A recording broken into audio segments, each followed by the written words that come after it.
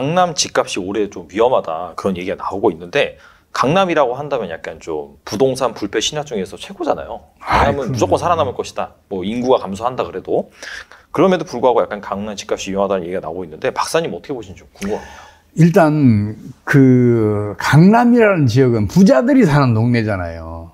이게 부자들은 자금 여력이 다른 우리 일반 국민들보다 자금 여력이 훨씬 큰 사람들이잖아요. 그래서 강남에서는 급매물이 딱 소화되면 부동산 가격이 안 떨어져요. 지금까지 그래왔어요, 역사적으로. 그리고 최근까지도 거의 안 떨어졌잖아요. 서울에서 저 아파트 가격이 가장 낮게 그 떨어진 지역이 강남이잖아요. 별로 안 떨어졌단 말이에요. 근데 만약에 금융위기가 급속하게 진행을 하고 경기가 침체되면 기업 경영수지들 극도로 악화될 거 아니에요. 그러면 그 부자들도 타격을 입어요. 부자들이 대부분 이제 이 기업 경영하는 분들 또 그 기업에 투자하는 분들 이런 분들이 많잖아요. 그래서 그 사람들도 타격을 입을 수밖에 없게 되면 그러면 강남 아파트도 불패 신화에서 이탈할 가능성이 굉장히 높아요. 그 불패 신화가 깨지게 되면 이제 또 다른 일이 벌어지겠죠. 강남에만 몰려들던 이제 사람들이 이제 다른 쪽에도 눈길을 줄 수도 있고 그럴 거예요. 사회적인 변혁이 일어날 수도 있어요.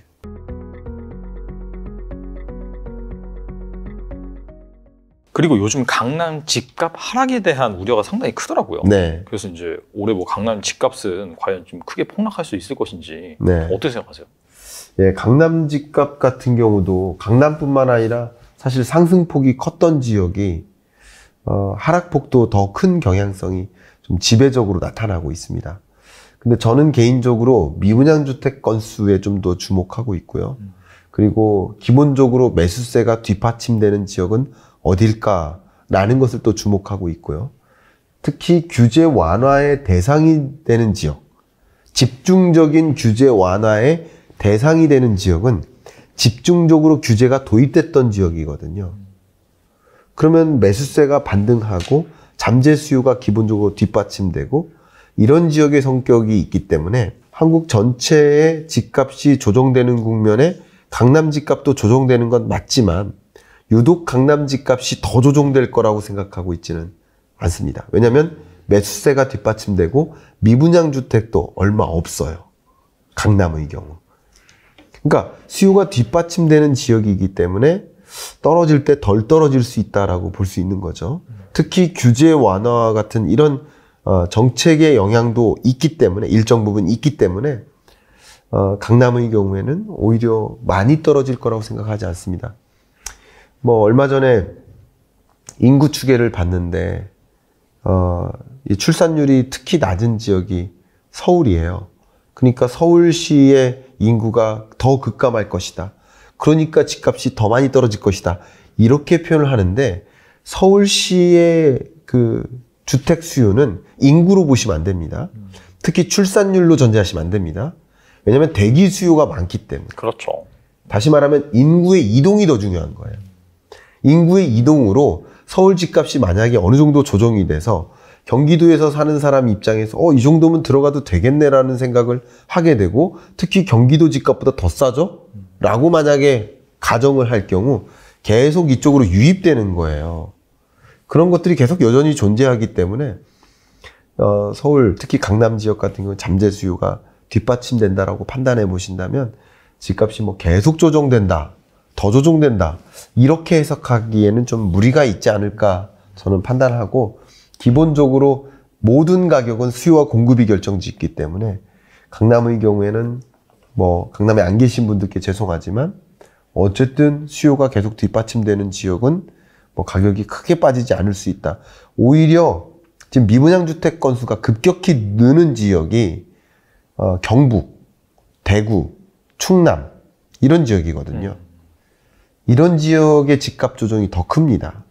근데 강남이나 서울의 미분양 주택 건수는 크게 늘지 않습니다.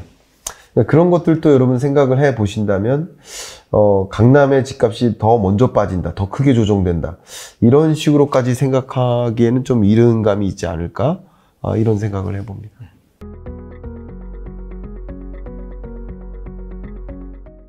하반기에 이제 강남 입주 물량이 폭발하면서 강남 집값이 하락할 것이다, 무너질 것이다, 그런 예측이 나오고 있는데요. 교수님께서 어떻게 생각하시는지 좀 궁금합니다.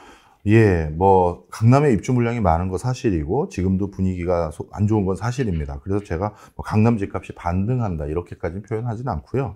무너질 것이다라는 이 단어에는 또 그렇게 동의하지는 않아요. 급매물 계속 나오고 또 그것 때문에 언론에서는 그런 것들을 보도를 하게 되겠죠. 왜냐하면 이게 또 사람들에게 클릭을 유도하잖아요. 뭐 반값 등장, 맞아요, 뭐 맞아요. 이런 거. 그런데 실제 강남의 그 수많은 집들 중에서 반값으로 매매됐다 해서 저도 몇 차례 가봤어요. 혹시 그 가격이라면 나도 강남 살자.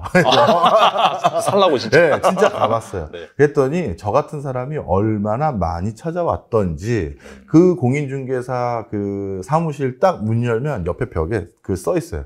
어느 평형대 어느 아파트 없습니다. 자기한테 자꾸만 시키지 말라는 거야. 얼마나 많이 찾아왔으면. 예, 예.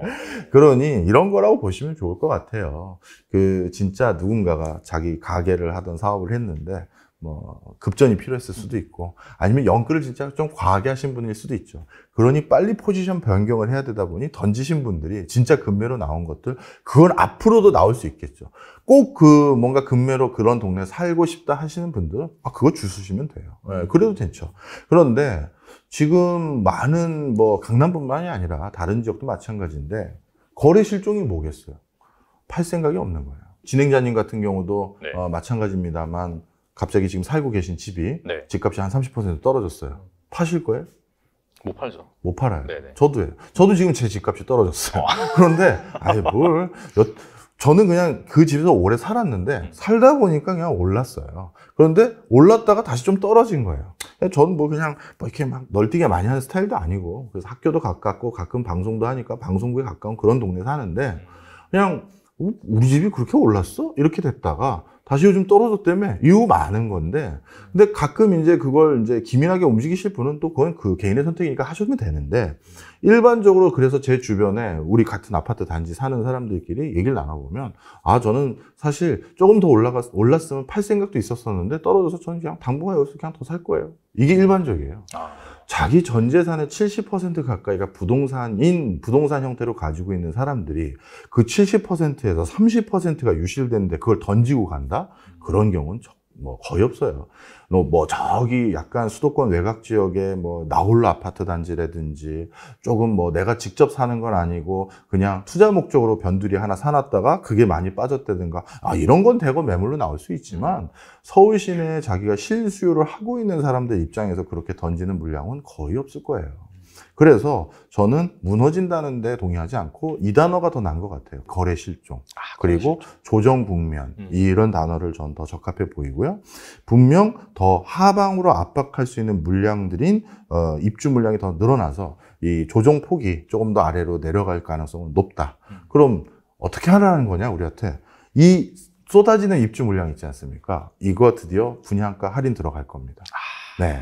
그리고 2008년도 그때부터 글로벌 금융위기 일어나고 나서 부동산 시장 확 죽었을 때, 지난 54년도부터 한국전쟁 이후부터 2022년까지 부동산이 진짜 꺾였다라고 할 수 있는 통계적으로 확증적인 구간은 IMF 외환위기 뒤, 글로벌 금융위기 뒤거든요. 그 두 구간 때 일어나는 일들을 보면 이 신규 입주 물량 중에서 어느 정도 순간 좋은 타이밍 때 충분히 사셔도 될 거라고 생각해요. 왜냐하면 이제 드러나는 스토리들이 어떻게 되냐면, 일단 정부는 이런 제발 사주세요. 규제 대폭 풀겠죠. 이건 조금씩 벌써 하고 있고요. 하고 있죠. 그리고 건설사들이 안 되겠어. 야, 이 단가에 이제 안 팔린다. 분양가 할인해. 가격을 낮춰줍니다. 그러면 나는 대출을 우호적으로 받을 수 있고 가격도 싸주고, 이런 상황이 되니까 슬슬 사라는 얘기인데 벌써 사면 안 돼요. 그 다음 어떻게 되느냐. 2008년도 부동산 가격이 확 꺾이고 나서 한참 꺾이니까 어떻게 됐느냐. 아파트 사시면 차 드릴게요 해서 BMW나 벤츠를 줬어요. 그때? 예, 그때 줬어요. 그때 BMW나 벤츠는 지금은 너무 흔하지만 맞아요. 훨씬 비쌌거든요. 맞아요. 그때 그걸 줬어요. 조만간 여러분 차 줍니다. 그래서 그쯤 되면 이제 살 때 됐구나. 그래서 실수요 잘하면 자꾸 투기 이런 거 하지 마시고 네. 실수요 잘하면 좋은 동네 좋은 집 살겠다는 게 나쁜 건 아니잖아요. 그래서 아니죠. 예, 사고 싶으신 분들은 그 타이밍이면 충분히 노려볼만 하실 거예요. 예, 요 정도. 그러니까 사실 뭐 언제 살아? 뭐 예를 들어 2025년에 살아, 2026년에 살아, 그다음 몇 % 떨어지면 살아. 그런 것보다 더 확실한 그런 네. 약간 지표, 시그널 같은 게 방금 말씀하시는 뭔가 분양가 할인에다가 뭘 사면 자동차를 준다든지 그렇게 막 엄청나게 뭔가 판매하려는 움직임이 있을 때 그때 사면 좋겠네요. 네. 그리고 하나가 더 있어요. 이때 사면 좋은 아파트를 사게 돼요. 이건 또 뭐냐면 이것도 글로벌 금융위기 뒤에 있었던 현상인데 IMF 외환위기 뒤에는 아니었어요. 왜냐하면 그때는 워낙 건설사도 너무 어려웠었고 뭐 우리나라 경제 전체 구매력이 많이 떨어져 있던 상태라서 그때는 아니었는데 글로벌 금융위기 이후 건설 경기가 확 죽으니까 어떻게든 이 아파트를 분양해야 될 처절한 어떤 상황에 놓인 건설사들이 세상에 아파트를 업그레이드 시켜주는 거예요. 어떻게? 모델하우스에 제시했던 건 여기가 마룻바닥이었는데 이태리 대리석으로 바꾸고 그리고 모델하우스에서는 그냥 그 종이 벽지 네. 도배해준다고 했는데 세상에 여기를 또 뭐 대리석으로 바꿔주고 아파트의 사양을 올려버리는 거야. 차도 주고 아파트 사양을 올려요. 그래서 그때쯤 분양했던 아파트들이 명품 아파트가 많아요. 네, 지금 보거나 뭐 그래도 와 들어가 보면 끝내주네 뭐 이런 아파트들이 많죠. 네. 그래서 좋은 아파트들이 조만간 나온다. 그때까지 꾹 참고 기다리고 네, 조금 있다가. 기다려 보시자. 뭔가 하여튼 차 준다고 하면 이제 슬슬 모델하우스 돌아다니면서 뭐 그동안 바뀐 거 있느냐? 나 저번에 왔었었는데 많이 바뀌었다. 일단 대리석이고요, 뭐이고요, 뭐 하면서 그런 얘기들 많이 할 겁니다. 네. 그때까지는 좀만 더 참으시면 좋을 것 같다라는 아니 생각이 근데 들고요. 건설사 회사 재직하신 분들에게는 좀 죄송하긴 해요. 네. 근데 뭐 어쩔 수 없죠. 이렇게 사이클이 워낙 있다 보니까 네. 사실 뭐 그런 타이밍이 올 때 여러분들이 좀 사시면 좋을 것 같고.